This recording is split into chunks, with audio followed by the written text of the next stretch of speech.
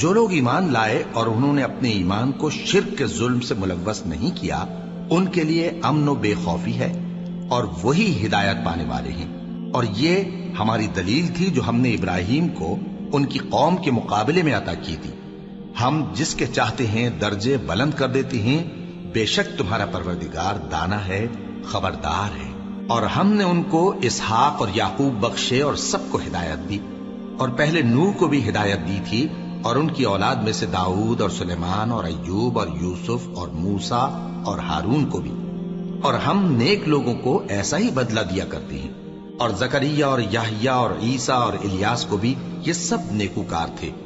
اور اسماعیل اور الیسع اور یونس اور لوط کو بھی، اور ان سب کو دنیا جہاں کے لوگوں پر فضیلت بخشی تھی، اور بعض کو ان کے باپ دادوں اور اولاد اور بھائیوں میں سے بھی، اور ان کو برگزیدہ بھی کیا تھا اور سیدھا رستہ بھی دکھایا تھا۔ یہ اللہ کی ہدایت ہے، اس پر اپنے بندوں میں سے جسے چاہے چلائے۔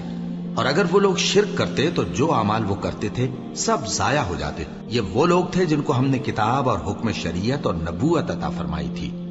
اگر یہ کفار ان باتوں سے انکار کریں تو ہم نے ان پر ایمان لانے کے لیے ایسے لوگ مقرر کر دیے ہیں کہ وہ ان سے کبھی انکار کرنے والے نہیں۔ یہ وہ لوگ ہیں جن کو اللہ نے ہدایت دی تھی، تو تم انہی کی ہدایت کی پیروی کرو۔ کہہ دو کہ میں تم سے اس کا کوئی صلہ نہیں مانگتا، یہ تو دنیا جہان کے لوگوں کے لیے محض نصیحت ہے۔ اور ان لوگوں نے اللہ کی قدر جیسی جاننی چاہیے تھی نہ جانی۔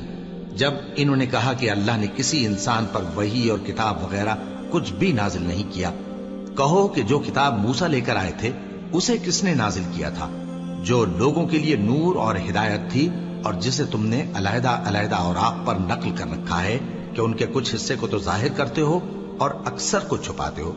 اور تم کو وہ باتیں سکھائی گئیں جن کو نہ تم جانتے تھے اور نہ تمہارے باپ دادا۔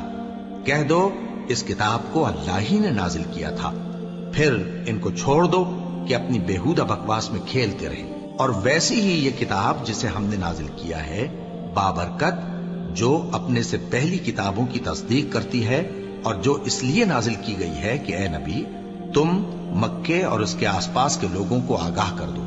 اور جو لوگ آخرت پر ایمان رکھتے ہیں وہ اس کتاب پر بھی ایمان رکھتے ہیں، اور وہ اپنی نمازوں کی پوری خبر رکھتے ہیں۔ اور اس سے بڑھ کر ظالم کون ہوگا جو اللہ پر جھوٹ باندھے یا یہ کہے کہ مجھ پر وحی آئی ہے، حالانکہ اس پر کچھ بھی وحی نہ آئی ہو، اور جو یہ کہے کہ جس طرح کی کتاب اللہ نے نازل کی ہے اسی طرح کی میں بھی بنا لیتا ہوں۔